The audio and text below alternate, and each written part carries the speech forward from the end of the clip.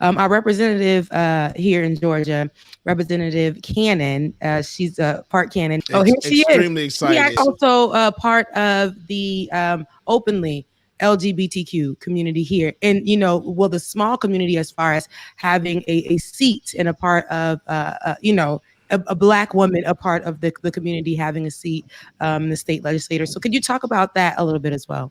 Surely. So my name is Park. I was named after an actress. My mother was pregnant and she was watching Lifetime Movie Network. We know how those movies can go. And the credits rolled up. Someone's name was Park Overall. Fast forward, Park Overall ran for office in Tennessee in the 2000s. And many people have heard that this past March, I was unlawfully and very publicly arrested at the Georgia State Capitol. And Park Overall reached back out to me to say, I cannot believe that I have a namesake who is in politics and who is willing to stand up. What I want people to know about the type of elected official that I am an activist elected official, which means that there are direct actions that I might be a part of. But this day, March 25th, it was not that. We had not planned to protest. We were not marching intentionally. We were not doing anything. If you see, I still had my purse. I am a high femme member of the queer community, okay? Yeah. You see me in pink. Yeah, my look at you. Flippers match my dress right now. Your girl had to get up and beat the face. You looking good, girl. We see, honey, you're serving. Okay. And so that day was not at all something that we expected to happen. Instead, I was literally just doing my job like I always would. And the last thing I really want to say about this clip that we're watching is, if you look, you will see that my partner is there with me. She is the one in the jean jacket. And the moments that we have shared as members of the queer community here in Atlanta, caring about the right to vote, they're so deep. So I say to everyone who's in the queer community or in the LGBTQ community, the progress that we make come from tiny resistances, small things that people can see and relate to understand our plight in America. Yes. Wow. And, seeing this clip, when I first saw it, I was outraged, right? I was like, this woman is walking up to the door.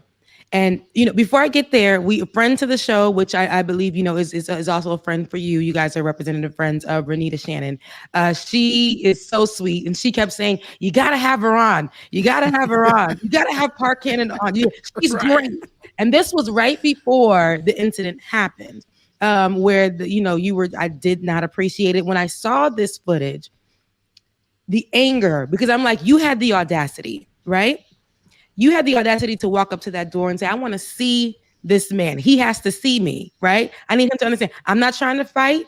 I just want you to know that I know, and we're going to continue to fight these bills that you guys keep putting out that are anti-Black, right? That don't want us to have our voting rights, keep stripping them away from us day by day, time by time. Any opportunity that you get, I want to look you in your eyes, and I want to watch you, because I know when I see in this seat that I have, that's how I felt. This seat that I have, I'm going to keep pushing for change. And when I saw that they were dragging you away, like, no respect for the fact that you literally are a representative of this state.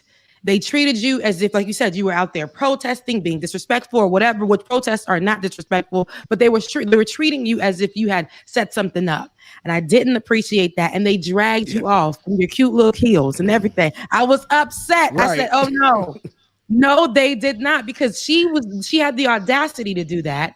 And they treated her as if, just the same way they treat Black women here in America, the same way they treat people of the marginalized communities of LGBTQIA, and you're just a woman, period. All of those things I saw in that moment, that meant you don't matter. And that pissed me off. That pissed me off. And, in my mind, I thought, how could they how could they apologize? Was there anything done after the fact? Well, I know that things were dropped, but was there anything done like, hey, reached out? Was what happened after that?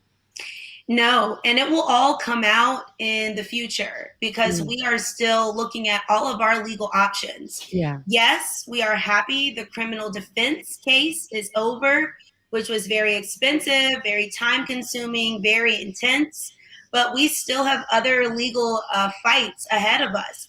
My situation is not unlike others. State Senator Nikema Williams in 2018 was arrested in the same Georgia state capitol after the elections involving Stacey Abrams and this same person, Brian Kemp, who was then the Secretary of State presiding over his own election to become governor.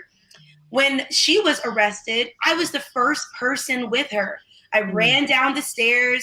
I was talking with her. She passed me her cell phone. We contacted her family so that we could then head to the jail.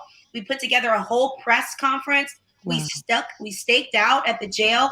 So to see that cycle repeat 3 years later from the Senate to the House, the only thing that I can do, which is, sometimes what Black women do, is kind of believe that this is cosmic, that this is a spiritual moment, that this is not about me and my physical being. This is about the rights of my ancestors and the Mm, future generations too. Because yeah. we will be successful in court when we do prove that these policies that they are trying to prosecute us on, saying that we were disturbing the General Assembly, when we're members of the General Assembly, we haven't Mm, been removed by the high ranking members of our assembly, and session was out. All the members were gone, which is why they posed for the camera in front of a plantation photo, wow. trying away our rights. We will continue to fight because we know that our tiny resistances matter, especially with voting rights. Yes. Listen, I know that you spoke with the Guardian about that particular photo that he was signing underneath that was above him.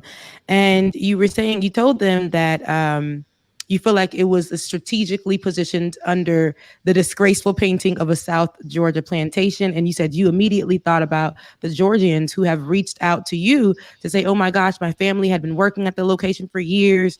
And on top of that, the sitting right there underneath it was 6 white legislators, all men. And with one stroke of a pen, you said there was an erasure of decades of sacrifices, marches, as well as all the tears that Georgians have shed as they vote during perilous times. And again, when I think about, Fannie Lou Hamer and what she did, right? That's what I saw when they were dragging you out. And, what she did helped us to get where we are now. And Representative Park Cannon, what you're doing, I know will help eventually, even though it doesn't. You even said this. It just feels like we're going back, and it's so slow. It's like where's the help? People keep saying we're moving forward, but it almost seems like we're dragging our feet. It's like what are Yes. we doing? We're very. It's what are we doing with this? It's when it comes to voting, especially for people of color, especially for Black people in this country. It's always something. They always want to take something from us. When we find a way in the moment to get through it, whatever they put in our face, in our place, we find a way to get through it. They always try to take something from us. And you said something. You said it's like it's slow. It's a slow movement right now. It is. And we look at it as not just this idea that Georgia turned blue, and now that she's blue, now we're doing all these savvy little things. No, these are years and years of Black women serving on election boards in rural counties, going to those meetings monthly. And when people are putting in petitions to say, oh, this person's last name has a hyphen in it, I'm not quite sure that they're an eligible voter here, haven't seen them around church or in the grocery store, so I Wow. want to contest their voter registration. Having a Black woman at that table who says, no, that is a common Black, Muslim, Hispanic last name. Yeah. That person is eligible to vote. We are not going to restrict their rights. So it's years of those types of things, and then them removing the Black women's from the boards, which what they did this year. But then it's also what we consider to be trauma-informed voting. It's a two-part. One is the voter. I have been informed by my traumas as a queer person in the South trying to access healthcare. So I want to vote for a candidate who will support trans inclusive healthcare practices. Yes. That is a very, close to the chest way that the voter is able to move through their traumas and their triggers and feel like they're in solution mode. But then for the organizations that are supporting them, we had to turn into trauma informed care providers. Like if you go to a hospital, you're receiving a procedure, and maybe it's a sensitive location of your body. If that provider is trained in trauma informed healthcare practice, they will notice if you flinch and they might say to you, "Are you okay? Can I continue the exam?" It'll be a warm touch, it'll be a cold touch. They'll go through that process of it. So voting rights groups here in Georgia, we turned into trauma-informed care providers. If there were people who were calling our hotline and saying, I have COVID-19, I am in the hospital, but I want to vote, what can I do? Can someone bring me a piece of paper so I can sign for my absentee ballot? They can send out my absentee ballot to my house. It'll eventually get there in 2 weeks. Hopefully I'll be home. If I'm not home, can we have an authorized signer at the hospital? Pick that up, bring it to me, help me vote, put a stamp on it because there's a poll tax in Georgia, and send it back. These are very intense situations where it takes individuals who are not just seeking a reward or gratitude, but truly care, are willing to spend all days and hours helping one person access the right to vote. So this idea of how we move forward and what we are experiencing, I can only believe that it is going to take all of us. I am not worried about if you vote Republican or Democrat. I am worried about the integrity of our voting system. Yes. When the governor and the House and the Senate don't even put the bill online for public view before it is signed into law, and the only version that the public can see is 2 pages long, but the signing of the bill is 98 and a half pages? Wow. How, Sway? Yeah, listen, how? You ain't got the answers, Sway, literally. And that's what you went to go figure out. Listen.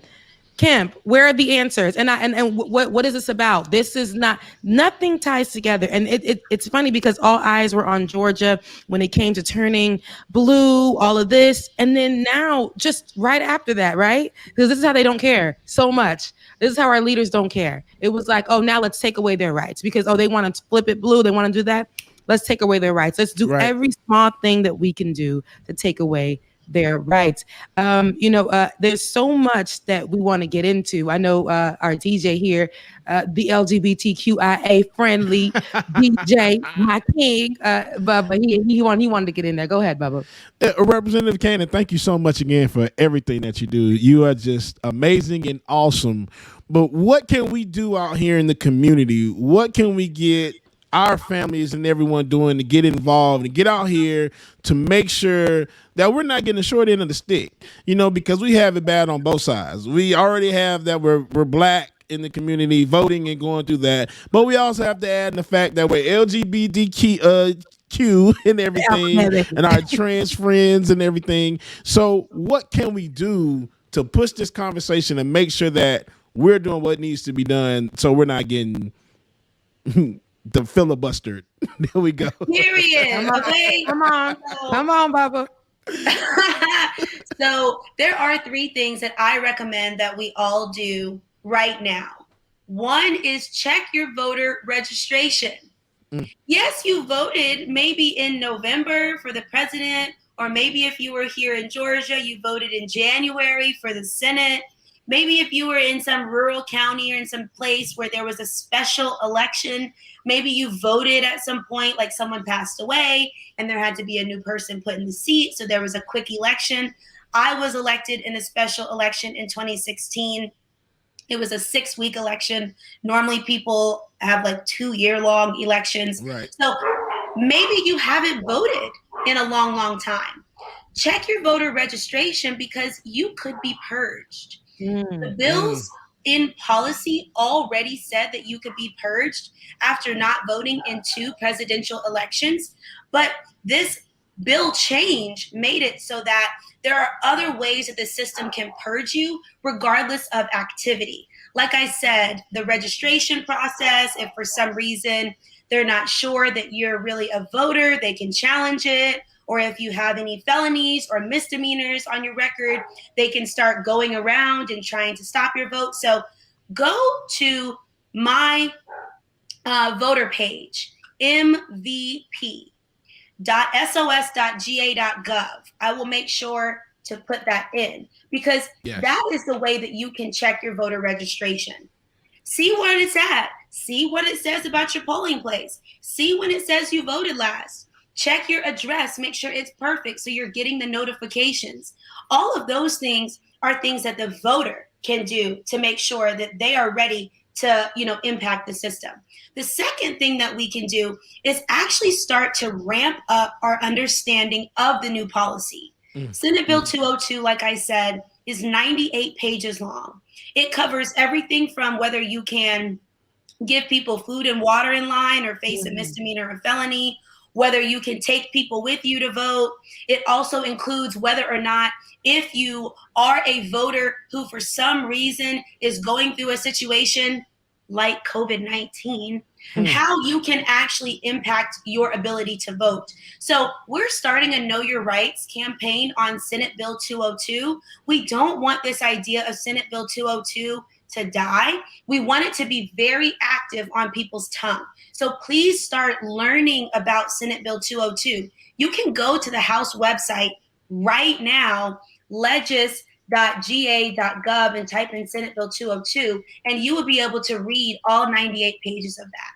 The third piece, which I find to be the most important, is start to attend state election board meetings and county election board meetings.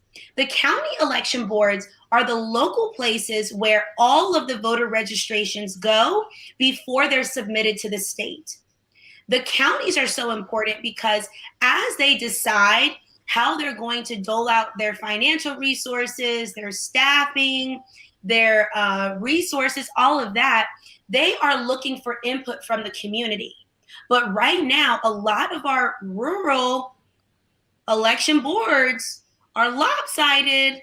There aren't that many people of color. There certainly are not LGBTQ people on these election boards. So we don't have a say when it comes to some of the nuanced issues. And then the state election board meetings, those are monthly. If you sign up for the Secretary of State's updates, they will automatically send you when the meetings are happening. But I want people to understand why the state election board meetings matter. They matter because they are a group of 5 people, 2 Republicans, 2 Democrats, 1 person who's supposed to be nonpartisan. They all report to the Secretary of State, who is an elected official. So he is working on some partisan stuff. He's appointed these people who are supposed to be somewhat partisan, but might not be. And then they actually are the ones who can decide to incriminate people for voting twice, or maybe for accidentally not knowing where their polling place was, voting in one place and casting a provisional ballot. We saw the highest number of provisions against voters this year, right after the January election. There was a state election board meeting where they all sat there and called out people's names and said, we are going to prosecute you. Wow. But it was so ridiculous because I want you to just imagine, in the city of Atlanta, there are high rises. Yes. Some of those high rises, people live on the top, and there are businesses on the bottom. It's called a mixed use development. Yep. That mixed use development might have a UPS store, a FedEx store at the bottom. So there's a lot of PO boxes that come in there. Yes. And some of those people might have boxes down there. Yes. So for you to now prosecute people because you said that they used a fake address when it was the UPS store, wow. These are the types of ways that we have to be savvy and at the tables so that they know that we're nuanced with our right to vote. We're not afraid of them. We are empowered by their foolishness. We are not afraid of them. We are not afraid of them. We are empowered by their foolishness. New That's the shirt. word. That's the word. Because it's foolish. They're going to try to find ways, and how you pointed out, small different ways, which they have been trying to do, to prevent us from voting. If the building is a mixed development and there's business at the bottom and I'm living at the top, of course something like that would come up. But they will try to criminalize that, try to make you Yeah. seem like you were doing something wrong on purpose, and and take away your voting rights and make you seem like a criminal and make you seem like you were actually being un-American. It's all kinds of things. Park Cannon, we are so grateful to have you here. Before we leave, I wanted you to talk a little bit about some new ventures that you're doing. I know that you have a book out. So it's called The Universal Guide to Running for Office. Tell us a little bit about that. Yes. So before age 30, I decided to become an author. I want everyone to consider becoming an author. We need more Black authors, more LGBTQ authors, more female authors, young people, you name it. There's a category in the book section for you, and your name should be there. On Inauguration Day, we put out the Universal Guide to Running for Office. It is a comprehensive guide on how you can run as you are. Running as you are is not very easy, especially if you start to go through those photo albums of your family and say, why did we live here? What was going on in that time frame? You realize how intersectional your life is and how important it is that when you run for office, you stand up for different communities. I always loved people over the age of 60 or people who actually had been voting, for over 30 years. But once I started running for office, I started to understand it was so difficult for them to access healthcare services because they just couldn't even get down the sidewalk on their scooters. So Wow. they were immobilized, even though they were these like bright and bubbly people their whole lives. Yeah. I started to learn about how there were people who were LGBTQ and aging, and when they went in the nursing home, they had to go back in the closet because they were fearful of what nurses or other individuals might think. So as you start to run for office, there is a lot that happens. Sometimes people be stealing your yard signs and you get so like, ooh, it was my yard sign. Why they took it?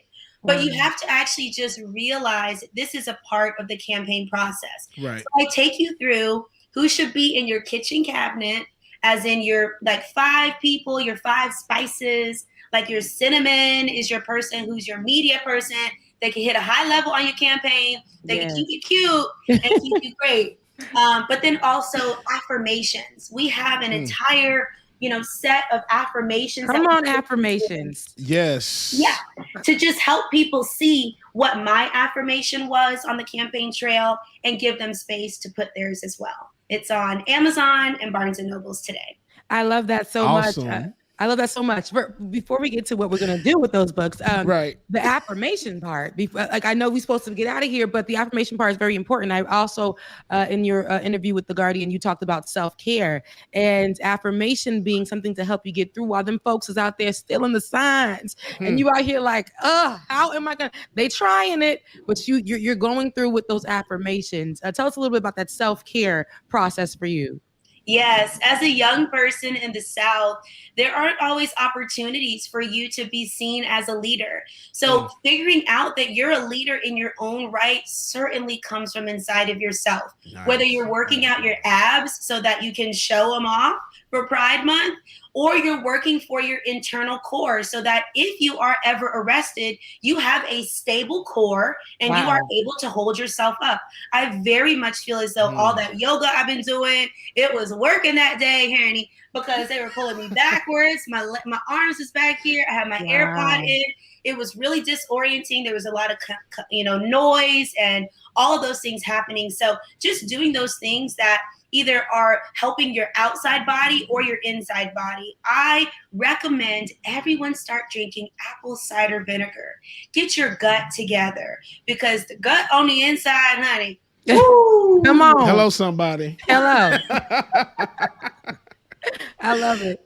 I love it. Thank you so much for that. this amazing book, The Universal Guide to Running for Office. So anybody, listen, all of us folks, these millennials, okay, Yes. we are here and we can Can't still, we are wait. we are amazing, okay? And we can run for office. And no matter what you look like, no matter what your gender is, no matter what you believe, Park Cannon, Representative Park Cannon is a beautiful and great example in all that My magenta sister. pink looking good. Okay. Yes. She's a great example of that. Today is June 11th, the day before the fifth anniversary of the Yes. Pulse nightclub shooting. Post was a nightclub I used to, anytime my partner and I used to go to Orlando. There was an event that would go on in April, and we would always have parties and everything there. So I've been in this club several times, and just knowing how everything that those 51 people went through, just being in there, I felt all of it. We was just saying, she actually was just letting us know that here in Georgia, there's going to be a memorial for Pulse nightclub. Could you tell us a little bit about that? The city of Atlanta was at the initial tables when the Pulse massacre happened. We met with the city down in Florida, and we put together a really intense panel, actually, that had some of the survivors and some of the police officers and some of the city elected officials on it here at the Fox Theater.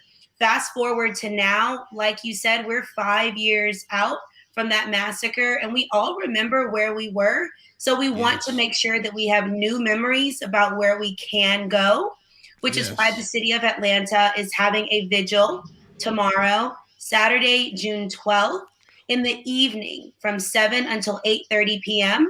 at St. Mark's United Methodist Church. It's on Peachtree, right in Midtown Atlanta. You cannot miss it. It has a big rainbow flag. They're one of the most affirming churches, and there are over 12 partners of the Atlanta Women and Men's Gay Chorus to Georgia Equality to Aid Atlanta and many others who will be there providing resources. We will go through a bit of a vigil type remembrance, and then our hope is that people will continue to stay in action. I'm going to be somebody who purchases the book. Yeah, I'm So, going to purchase that myself. Yes. and where can you find? Where can we find you? Where can everybody watching right now find you? I love Instagram and I love Facebook. Mm-hmm. I'm trying on Twitter and I'm trying on TikTok, But but Instagram, really, Instagram is where it's at. I'm there too. Right. DM me, I get in there. I really Okay. do. I got you. So, what's your Instagram though? Park Cannon 58, because I represent House District 58 right now. Unfortunately, redistricting happens in the fall, so I don't even know if I'll still be in the 58th district or if they'll change my number. But stay tuned at Park Cannon 58. There we go. Park Gotcha. Cannon 58. Follow her on the gram. On the gram, Because she's going to on be the doing IG. more great things. Make sure you get her book, or definitely leave the voicemails to see if you're going to win the book. Thank you, Representative Park Cannon. I hope that you have a great day. Thank you for everything that you do, girl. Yes. Amazing. Bye, Stay everyone. amazing and blessed, sister. You looking good. Thank you.